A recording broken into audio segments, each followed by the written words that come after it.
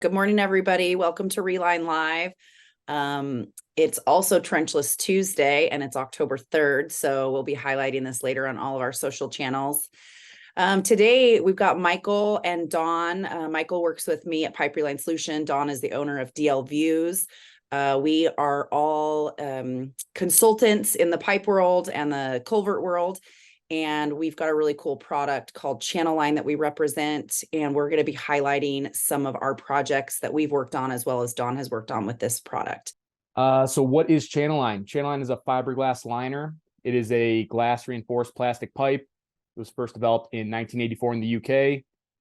And over the past 40 years has been installed in close to 40 countries. And with Channeline, you get pretty much as good as it gets. You get a 100+ year design life, a fully structural design, a Mannings of 0.009 to really see those flow increases. And over those last 40 years, there are no known failures. And as you'll see throughout some of these pictures throughout the presentation, whether we're dealing with a 4x6 arch metal pipe or a 14x4 foot concrete box culvert, we would be able to design those with as much or as little annular space as you need to provide both a smooth install and also as much flow increase as you want. Well, not as much as you want, but as much as we can get you with the smaller amount of annular space. And with Channeline, that's because you're able to design as much cross-sectional area as you can get with that hose pipe condition, as there's no incremental changes in diameter. So if you have a 14-foot diameter hose pipe and you want a 13-foot, 6.5-inch OD, or if you want a 12.5-foot OD, we can make either of those happen. And from there, depending on the project, Channeline may be the only product in the world that can give you a 100+ year design life with a fully structural design and those drastic increases in flow capacity for that specific project. If there's any deflections, curves, bends, or need for an improved inlet, Channeline can do all those as well, which I believe will highlight some of those examples throughout this presentation.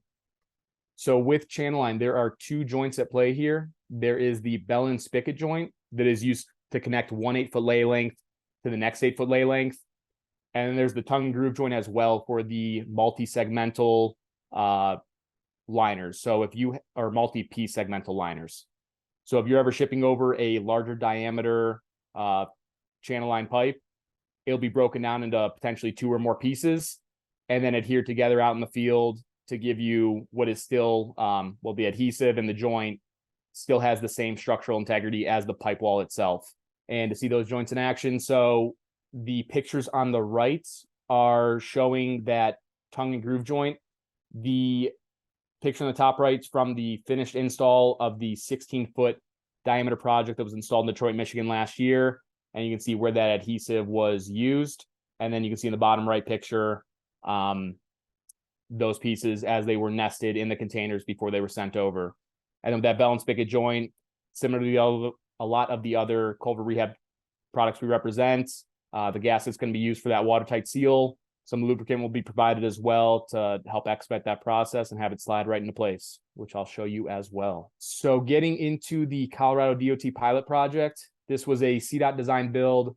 TZAC Heavy Equipment, now Wholesome US, was the contractor on it. And then Wilson and Company was the engineer for this project. There were 4 7.5-foot by 9.5-foot concrete box culverts. So considering this, these culverts were undersized, they had to max out that annular space, and they designed the liner to be 7-foot 2.55 inches by 9-foot 3.87 inches. And on top of that, they improved the inlet piece a little bit as well, and I'll show you what I mean by that in a few slides. And as far as the primary reason why they had to really open up the toolbox and find Channeline was because these culverts were under US 24, which for those of you who aren't familiar with the geography around here, US 24 is one of the main highways getting you from, or it is the main highway, getting you from Colorado Springs to Leadville, Salida, Breckenridge, and a lot of those other State Highway 9 cities. So with, as far as why they wanted to rehabilitate these culverts, pretty much pick a picture and you'll find a reason why. There were massive gashes in the hose pipe. There was missing invert at times. There was exposed rebar, and overall just a lack of structural integrity. So they could not afford for this pipe to fail. So they got ahead of it and went ahead and slip lined it with Channeline. And for getting the pipe to the job site, the liner was unloaded and staged off site And you can see here what that nested, broken down multi-piece segmental liner looks like, as well as on the left side of that picture, some of those liners, once they were adhered together out in the field, and they just went in waves, adhered them together, brought them over the hose pipe as they were working on that specific run.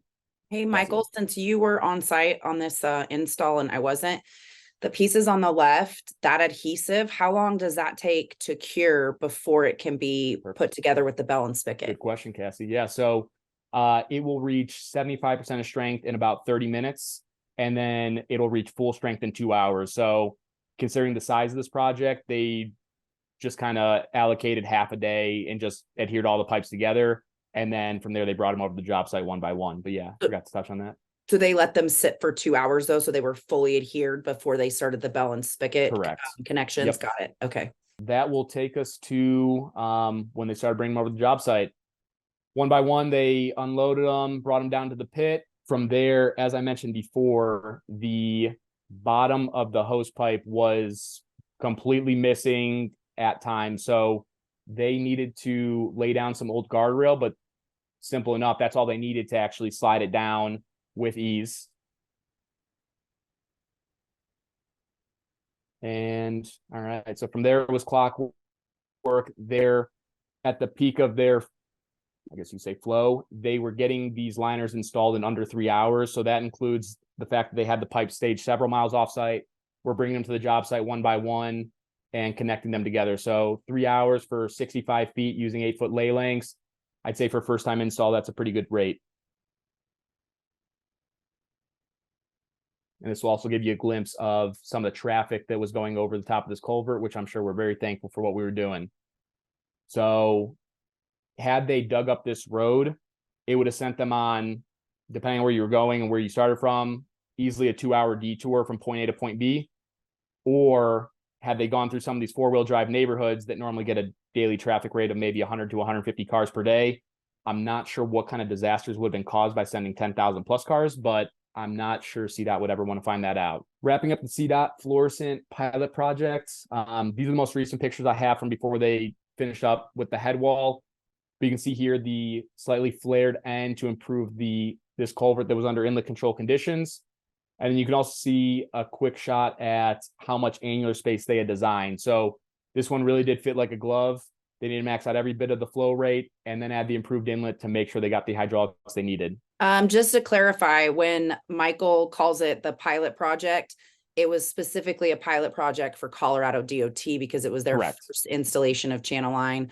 Dawn has a ton of projects that have been installed for years going forward. or going back. So that's just what we're calling it because it's the first one with Colorado Department of Transportation. Yes.